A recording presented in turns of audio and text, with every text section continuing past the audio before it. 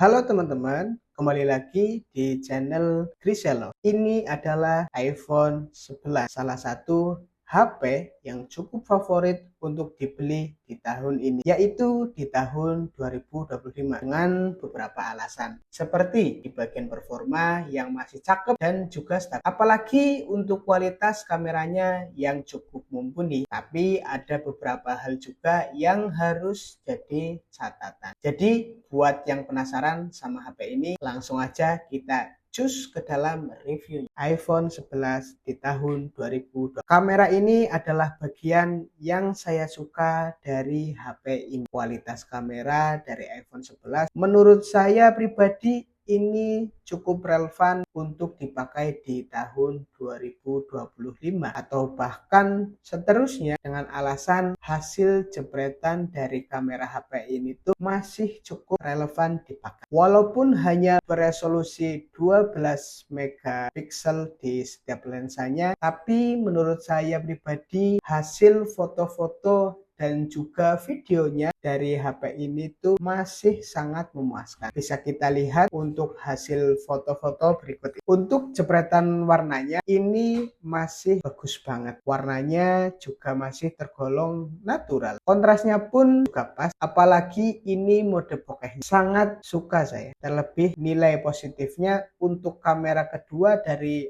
iPhone 11 ini adalah kamera ultrawide, punya POV yang lebih lebar. Untuk sudutnya juga memuaskan, udah cukup luas dari view angle-nya. Untuk kamera utama dan kamera ultrawide-nya memuaskan banget di iPhone 11. Beralih ke kamera depan, di sini untuk hasil fotonya lebih ke arah natural. Warnanya juga balance. Di sini minim sekali filter, jadi apa adanya. Kemudian kita lanjut ke video. Di sini untuk mode-modenya masih cukup terbatas. Tapi untungnya untuk fitur-fitur standar seperti slow motion dan juga selang waktu itu masih tersedia. Kemudian untuk iPhone 11 ini untuk perekaman videonya bisa support sampai dengan 4K 60 fps. Di sini saya pakai 4K 30 karena untuk 4K 60 ada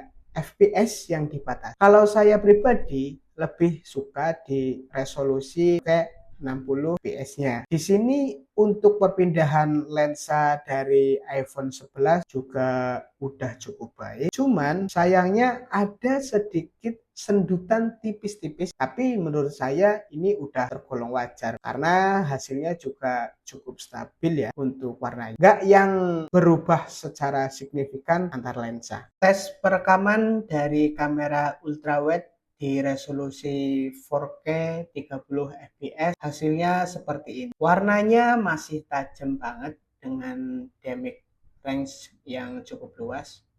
Cuman ada sedikit noise tipis-tipis ya, karena kalau dibandingkan kamera utamanya, kita coba untuk tes stabilitas. Seperti ini untuk stabilitasnya, diajak jalan dari kamera ultrawide iPhone 11 di resolusi 4K-nya. Kita coba pindah ke kamera utama ya buat bandinginnya. Bisa dilihat kualitas gambarnya di kamera utama dan di kamera ultrawide. Perbedaannya seperti ini. Ini kamera ultrawide dan ini kamera utama. Untuk stabilisasi sama-sama udah bagus. Kita coba lihat ke langit, hasilnya seperti ini. Ini ya, perpindahan lensanya seperti ini. Bagaimana menurut teman-teman? Udah cukup halus ya. Kita coba zoom. Untuk zoom maksimalnya kita cuman sampai 3 kali ya. Hasil zoomnya seperti ini, karena untuk kamera dari iPhone 11 ini belum ada telefoto. Ini adalah tes perekaman dari kamera iPhone 11 di resolusi 4K 60 fps. Hasilnya seperti ini, masih detail warnanya dan juga di hasilnya juga bagus ya. Tuning warnanya bagus banget sih, natural gitu, dan juga warna net. Lanjut kita ke bagian performa dan gaming.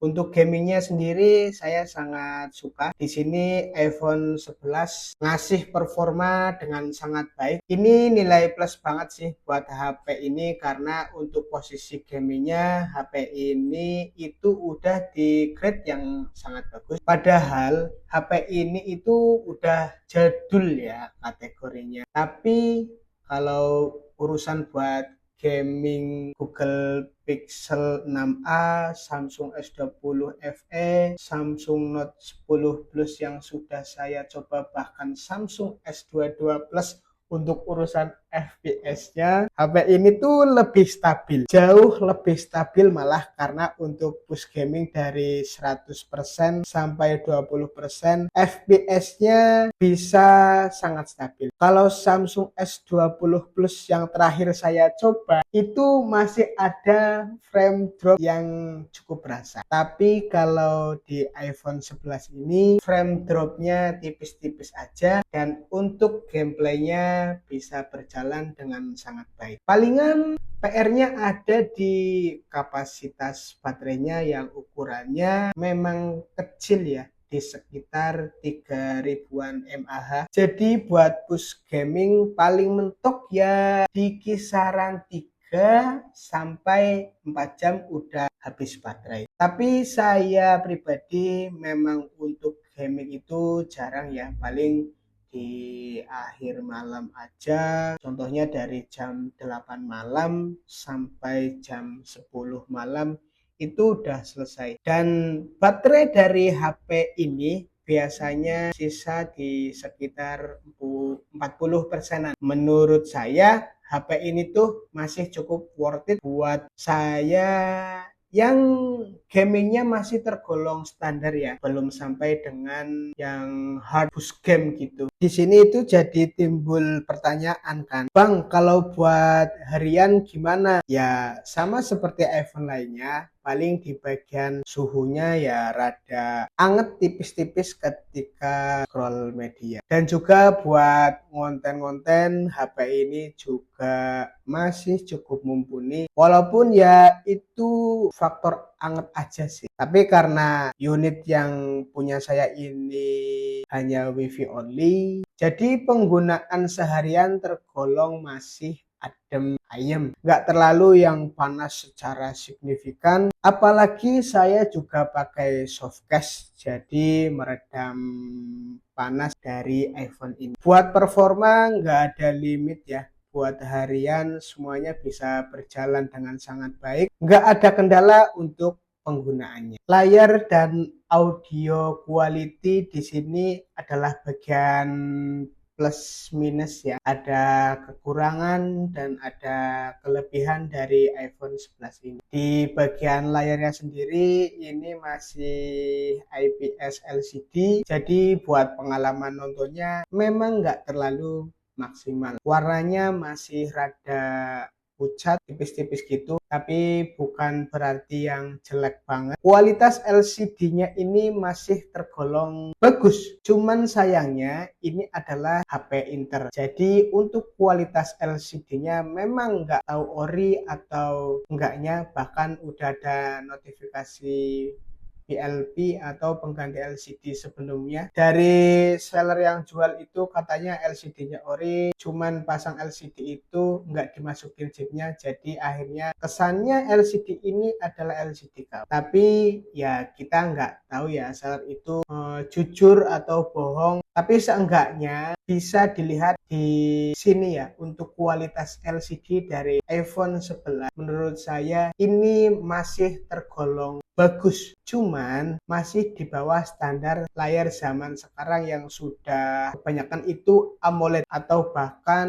sudah pakai Super AMOLED di kelas harganya. Untungnya di bagian audio quality iPhone 11 punya kualitas speaker yang stereo, speakernya ini nendang banget, bassnya juga kerasa banget dalam, dan di sini untuk kelantangan suaranya juga sudah cukup keras, walaupun handphone ini tergolong compact dan kecil. Tapi untuk audio quality nggak setengah-setengah. kelantangannya juga keras, mantep lah untuk audio kualitinya. Membeli iPhone 11 di tahun 2025 menurut saya ini seperti membeli harta karun, karena untuk harganya sendiri di marketplace Shopee di angka, ada yang jual 2 juta, ada yang 3 juta, ada yang 4 juta. Cuman sayangnya HP ini adalah HP jadi kayak gitu, tetap harta karun, hanya dipakai buat wifi only. Untuk sinyalnya itu gak kedaftar.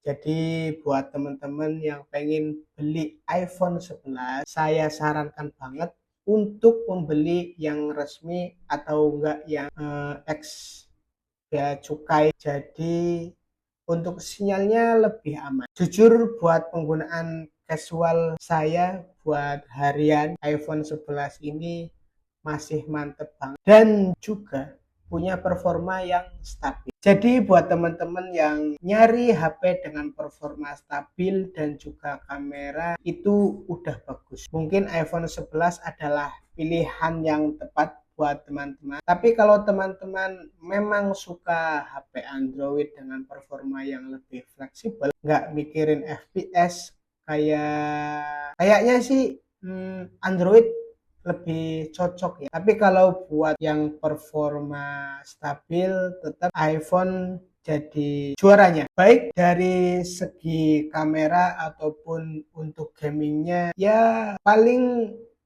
minusnya ada di suhu sama di baterainya yang memang udah rada boros, mengingat untuk kapasitasnya cuma di 3000-an mAh. Tapi kalau teman-teman sudah siap dengan plus minusnya, HP ini bakalan worth it banget. Mungkin sekian dulu untuk video kali ini. Jika dirasa video ini bermanfaat, jangan lupa like, komen, di subscribe teman-teman sebagai tanda dukungan ke channel ini.